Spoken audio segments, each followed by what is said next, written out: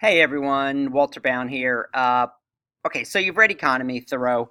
Very long, I know, it's 65 pages. What I'm going to do quickly here is just do a rhetorical analysis on the basis of discourse. I know my students, you're going to be writing an essay in emulation of Thoreau, taking one of his chapters, like reading, like solitude, like economy, and writing your own economy, solitude, where I lived, what I lived for.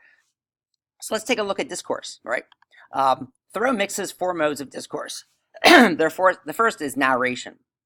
So when he writes, when I wrote the following pages, or rather the bulk of them, I lived alone in the woods, a mile from any neighbor, in a house which I had built myself, on the shore of Walden Pond in Concord, Massachusetts, and earned my living by my labor of my hands only. Right.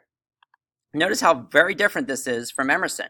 Emerson is right down here, where there is no first person. Our age is retrospective. It builds sepulchres of the fathers, churches. It writes biographies, histories, criticism. Okay, this is all fine, but Thoreau's style uses concrete nouns like Walden Pond, Concord, and pathos, emotions, and shows that he was alone, and shows the self-reliance that Emerson preaches and then Thoreau practices. All right, so Thoreau's opening establishes clear context. Where are we? What's going on? It's direct, it's personal, it's concise, and sets the tone for this monumental work. So in your own essay, I'll try to do this direct, personal, being concise, and think about using narration where you're telling a story. Now, Thoreau does not create a false persona necessarily.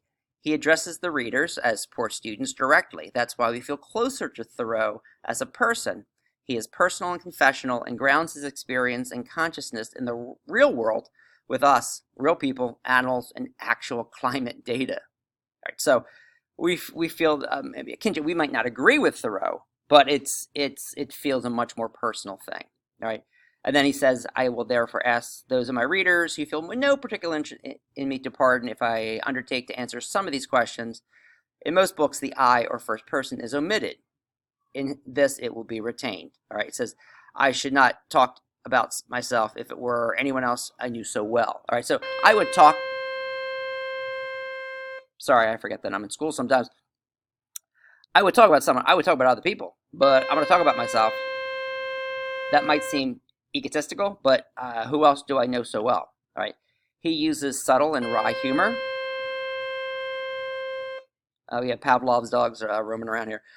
He said he would talk about other people, but he doesn't know what other people think, and he knows himself. All right. That's why he uses the I, and in your essay, I'd like you to use the I. Thoreau's economy does not employ direct storytelling as much as we're used to in novels, stories, films, and Netflix. Thoreau uses anecdotes, brief stories like I lost a hound, a bay horse, and a turtle dove, and I'm still on their trail. The symbolism here is obscure. It shows his personal attachment to the natural world. All right, the narration picks up again on page 35, near the end of March 1845. I borrowed an axe and went down to Walden. Good morning, students. As you head to class 4, please. So he continues with this, and again, in economy, it's not the main focus, all right? In your essay, you might want to make narration the main focus. Again, the idea is to mix styles for different purposes. All right, let's move to expository. Unfortunately, I am confined to this theme by the narrowness of my experience. Moreover, I, on my side, require that every writer, first or last, simple and a sincere account of his own life. So what he's doing here is explaining. Expository is explaining. You want to explain things. Perhaps these pages are more particularly addressed to the poor. All right, this is not narration. He's not telling a story. This is not descriptive. All right. In a way, all writing is persuasive, but he wants to explain himself here. And he says, I trust that none will stretch the seams in putting on the coat. This is a metaphor, for it may do good service to whom who it fits. All right. And of course, expositories are intended to explain, describe something. All right. And here, some of you are poor, find it hard to live. This is all explaining what's going on, and for him to explain his rationale for writing this. Okay, we have persuasion. All right. We get a lot of this in Walden. Men labor under mistake. Really, the better part of man is soon plowed into the soil by seeming fate, commonly called necessity. They are employed, as it says in the old book, well, which is, a wry uh, allusion to the Bible, laying up treasures which will moth and rust and corrupt, and these will break through. All right, it's a fool's life. All right, so he's persuading us to simplify our lives and to put what really matters ahead of what does not matter. Um, there's various ways of persuasion, logic, rhetorical questions. We use logos, ethos, pathos. We use syllogisms, which I'll be getting to later. Enthymemes. And he says, why work 60 acres when I can eat from one? Why am I putting all my labor into 60 acres if I can just eat and nourish myself with the necessities of food and for fuel and energy from one? And then it makes a lot of sense. I sometimes wonder that we can be frivolous. All right, we have Southern slavery, which is horrible, and we have Northern slavery. But he says it's worse to be your own slave master because you can free yourself, but you're not freeing yourself. Right?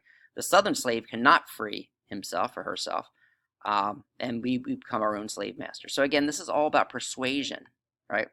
Beware of all enterprises that require new clothes. All these kind of pithy aphorisms that he says, very extravagant, in order to be this flamethrower to persuade us to think about what he has to say and maybe take up a little bit of it. All right, and then of course he uses description using imagery, using the senses, tastes, sounds, all that good stuff. An inventive and effective writer mixes seamlessly the four modes of discourse. All right, and when I'm reading your essays, I should know, okay, are you in descriptive mode here? Are you in expository? Is it narrative? What's going on?